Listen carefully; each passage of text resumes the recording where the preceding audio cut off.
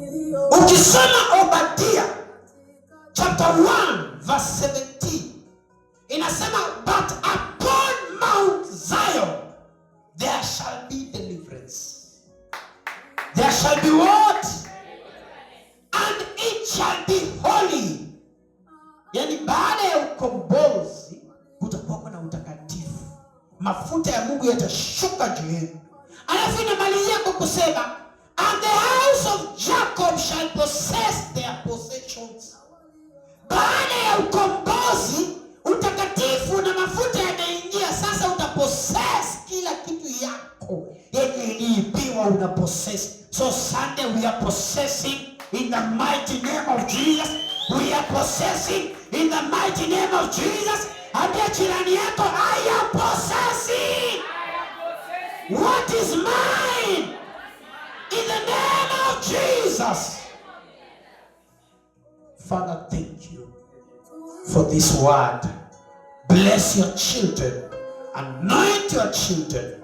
May your power be upon them. In the mighty name of Jesus, I pray. Amen. Pigia Yesu makofi mazuri. Hallelujah.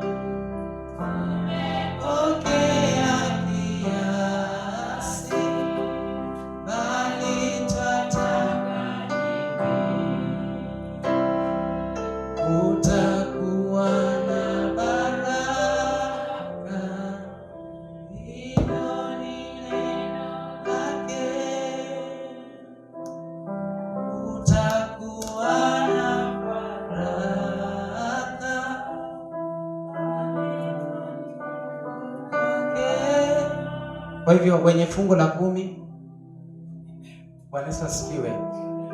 Kwa hivyo masaa haya ikiwa umetembea na fungu la 10, bahasha la 10 bado hatujatengeneza hii mwaka. Kwa hivyo unaweza kuja na fungu la 10.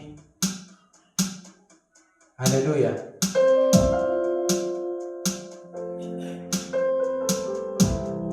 Kama umetembea na fungu la 10 unaweza kuja kwenye madhabahu. Tumefika mwisho wa ibada zetu pia.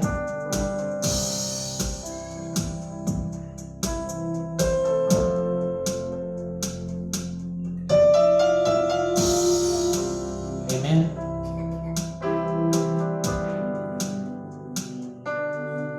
Kwa hivyo tumefika mwisho wa ibada zetu ya siku ya leo ya tarehe 18. Taomba mama amen kwa sababu ya fungu la 10 utaweka tu kwenye madhabahu. Amen.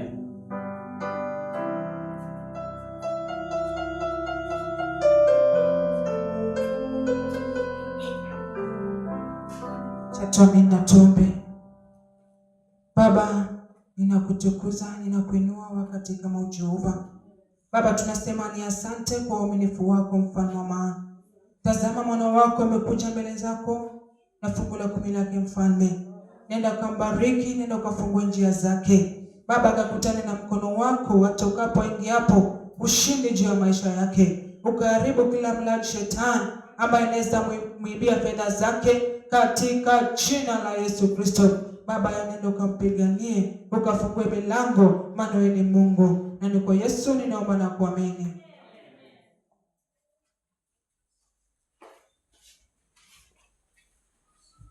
Amen.